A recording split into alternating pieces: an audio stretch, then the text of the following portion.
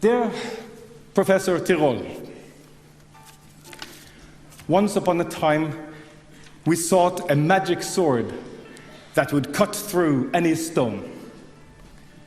Then, one day, a new blacksmith arrived. He forged many swords, each of them stronger and more flexible than any we had seen before. And he showed us which sword cut through which sort of stone.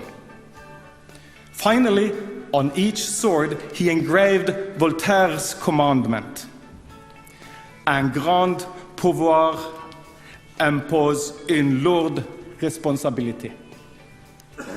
With great power comes great responsibility. You are that blacksmith. It is an honor and a privilege for me to convey to you, on behalf of the Royal Swedish Academy of Sciences, our warmest congratulations. May I now please ask you to step forward and receive your prize from the hands of His Majesty the King.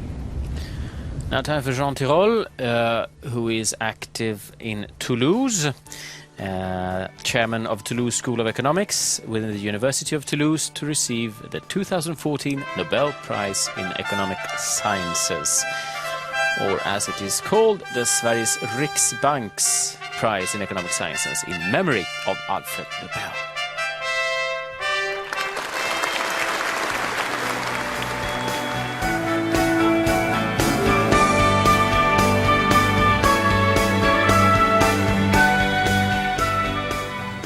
Everyone, thank you for having me. My name is Suryadi Wijaya. I am a IPMI MBA student class 2016, and I'm going to be speaking with you today about Jean Tirole and his prize motivation about analysis, market power, and regulation.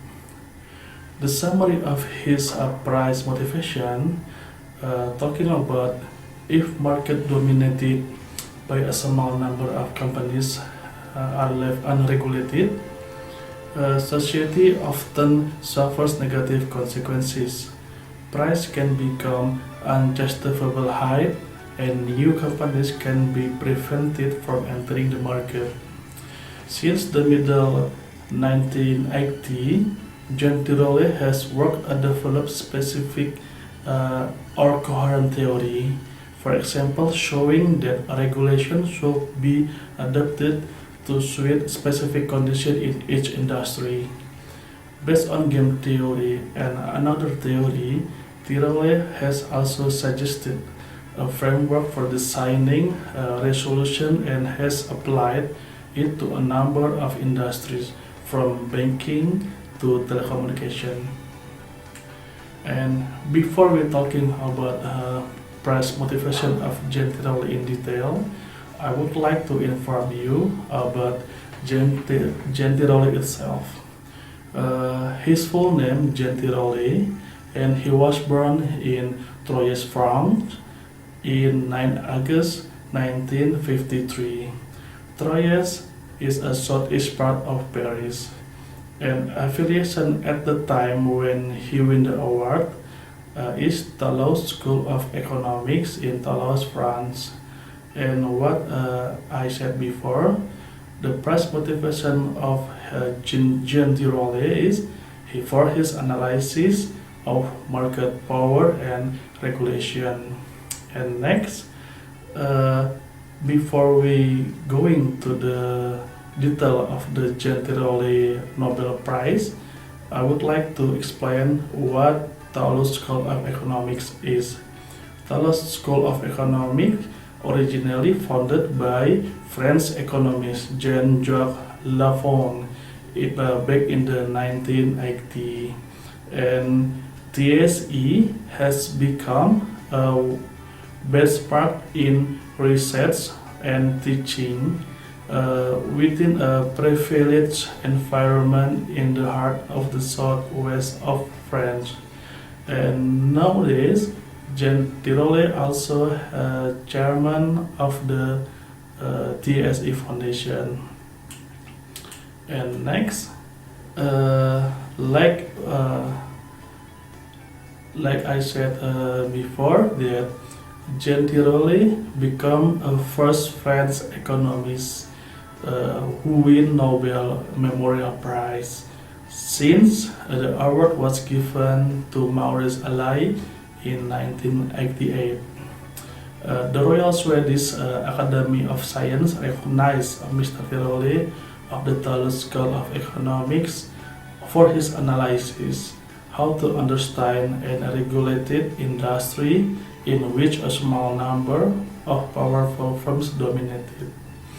Mr. Tirole received his PhD in economics from the Massachusetts Institute of Technology in 1981, and he was professor in economics at MIT until he moved to Toulouse in 1991, and he had received degrees in engineering from École Polytechnique and École Nationale des Beaux at Caen in Paris, and in mathematics from Université Paris de Pont. And the main body of his analysis about his Nobel Prize, the Academy noted that before Mr. Tirole research in the 1980, research on regulation focused primarily on the abstract, how to control pricing in either a monopolistic market or one that exhibited perfect competition. Mr. Tirole research said that simple regulation through price, for example price caps, could work well in some instances while doing more harm than good in others. Mr. Tirole said new regulatory tools were needed to address problems in oligopolistic markets, including regulation tools were needed to address problems in oligopolistic markets. Now we enter into the main body of his analysis. The Academy noted that before Mr. Tirole research in the 1980, research on regulation focused primarily on the abstract, how to control pricing in either a monopolistic market or one that exhibited perfect competition. Mr. Tirole research showed that simple regulation through price caps, for example, could work well in some instances while doing more harm than good in others. Mr. Tirole said new regulatory tools were needed to address problems in oligopolistic market, including regulation that address the problem of asymmetric information, in which a regulator didn't have as much information about the companies they regulated as do those companies. This kind of condition conducted or implemented in Indonesia. We have same problem what Mr. Tirole listed in 1980, and then Torsten Persson, economics professor at Stockholm University and the secretary for the committee, said that by the early to mid 1980, there was not really any analysis that could be brought to bear. People that were working on this were looking for a single tool that would apply across the market. They wanted a screwdriver that would work across all market environment. Mr. Parsons also said, what Tirole and his co-authors have told us is that you need a whole toolkit. You not only need screwdriver, you need a whole toolkit. And Mr. Tirole conducted much of his research with his colleague Jean-Jacques Lafon, who died in 2004. The something significant about Jean Tirole research. The research deal with a very important phenomenon, namely markets with powerful firms. We all know that such markets are more common than the perfect competition paradigm that economics had usually deal with.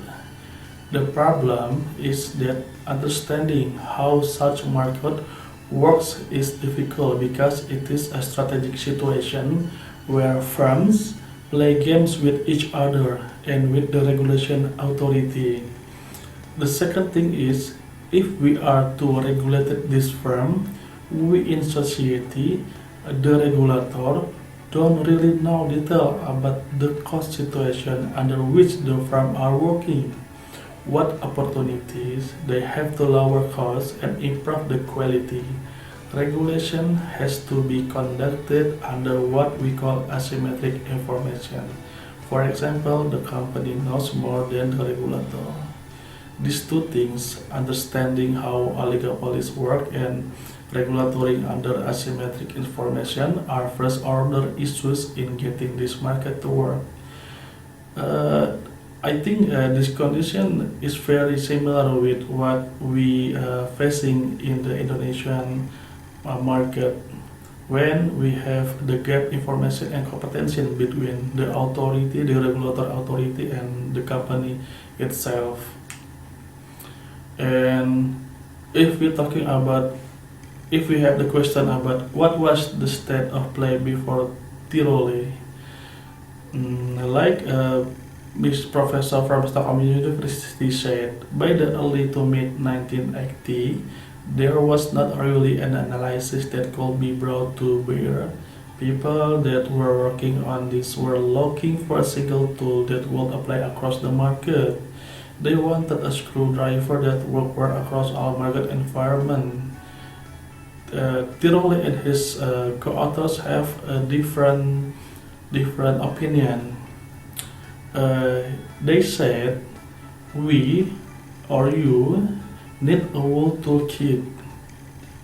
You need a screwdriver, you also need tongs, you also need hammer, you also need all kind of tools, because each market needs to be regulated in its own way. Tirole has also given us the instruction manual for how to think about when the screwdriver, when the hammer or the tongue should be applied.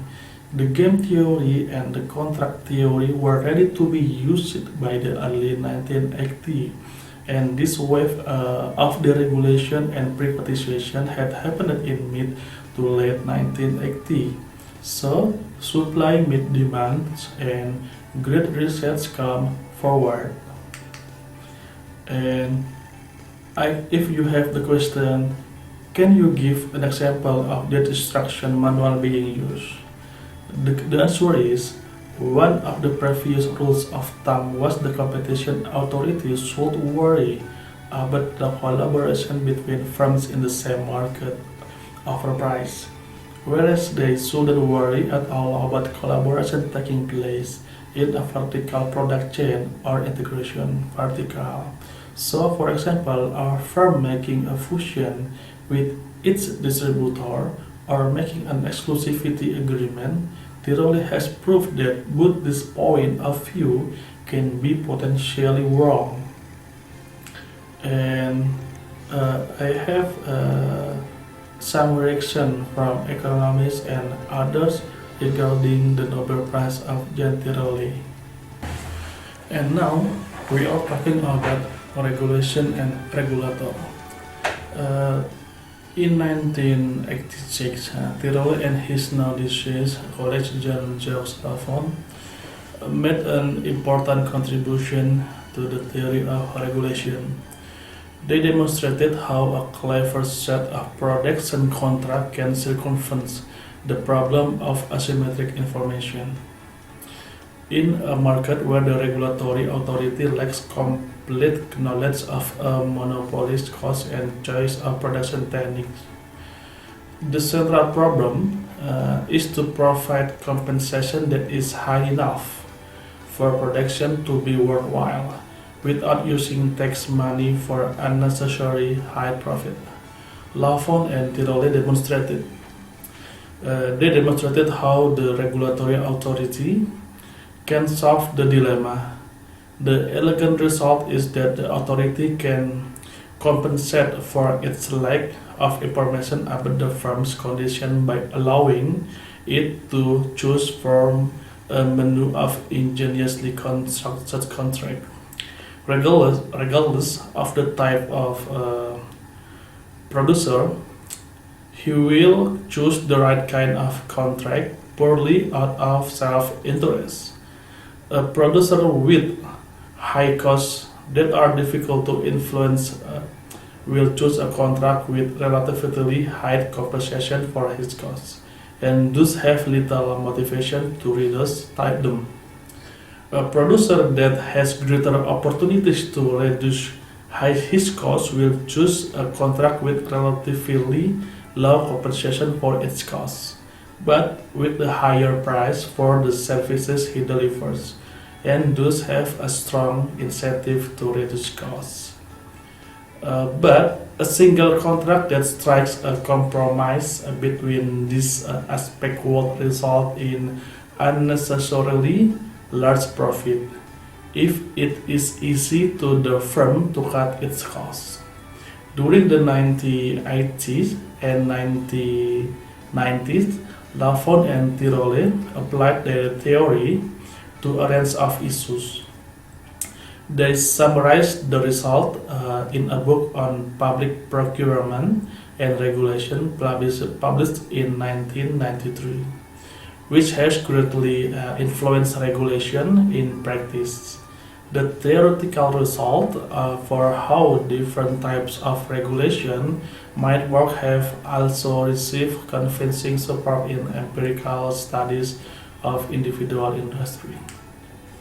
And if we talking about competition and the market, we divide it into first competition and strategic investment.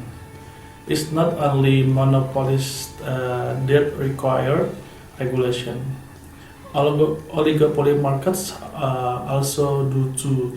Along with his co-authors, Tirole has provided a number of important contributions to the theories of competition law, such as analysis of the competitive effects of patents, technical advance, and strategic investment. Patents can provide firms with a strategic advantage.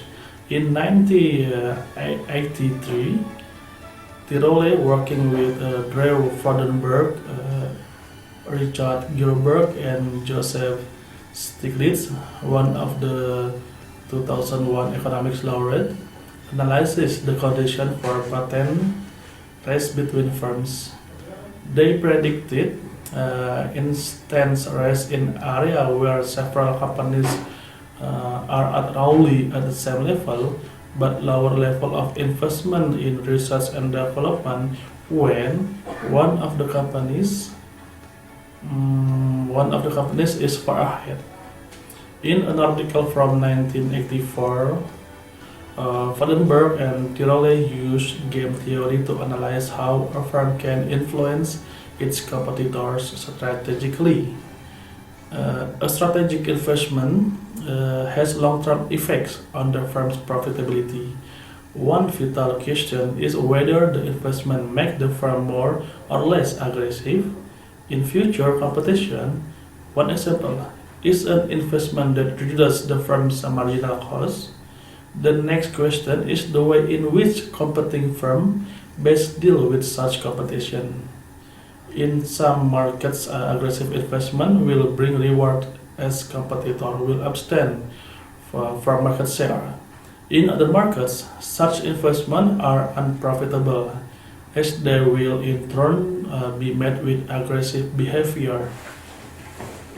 In-depth understanding of the particular condition of a specific industry is therefore necessary to determine what type of strategy is most profitable to a firm in that industry. These are important insight for both practitioners and competition authorities. Practitioners may make mistakes if they uncritically try to listen run in one market to another one, and the authorities may make mistakes regulated firm without taking specific market condition into account. And next, we will talking about competition in specific market. There are no simple standard solution for regulation, and competition policy is the most appropriate ones will vary from one market to another. Jan Tirole has therefore also studied the condition of specific market and contributed the new theoretical perspective. Traditionally, undercutting price has been disciplined under competition law because setting price below the production cost is one way of getting rid of competition. However, this is not necessarily true of all markets. Consider the newspaper market. For example, where giving away papers for free can be a way of attracting readers and thus new advertisers to cover the losses due to the production and distribution. In this case, it is doubtful whether undercutting should be banned. Along with John Charles Roger, Tirole has increased our understanding of this platform. Market where there is a strong link between players on different sides of a technical platform, such as readers and advertisers in the case of newspaper. Other examples of similar platforms are credit or debit cards, search engine, and social media. And how about competition and vertical restraint? What happens when someone has a monopoly in an area that is an important link in a production chain? This classic problem is illustrated by a modern phenomenon. A particular firm's software or operating system becomes dominant in its area. Formerly, the belief was that such company may well make monopoly profits in their own area, but that competition prevents them from benefiting for their position in the next link of the production chain. In two studies, one with Patrick Roy in 1986 and one with Oliver Hart in 1990, Tirole has demonstrated that this belief is not justified. Mastering one link of a chain can allow monopolies to make profit in the market of the next link. In reality, it is often by distorting competition in a neighboring market that a monopolist is able to make a profit. One example is the producer of cost reducing patent innovation. If the firms that are potential purchasers of this innovation operate in a market with stiff competition, the producer will find it difficult to earn a lot of money if he sells to other firms at the same time. Market competition produces low profit even after the reduction in cost, so the producer must maintain a low price. However, if the innovation is sold to only one firm, this firm makes a high profit because it becomes more efficient than its competitor. The producer can then set his price considerably higher. However, it is far from clear that the producer can commit to selling to only one firm. And once the sale has taken place, it is worthwhile for the producer to sell to additional firms. But if the first customer realizes this risk, his willingness to pay significantly diminishes. The producer must therefore promise not to make any more sales.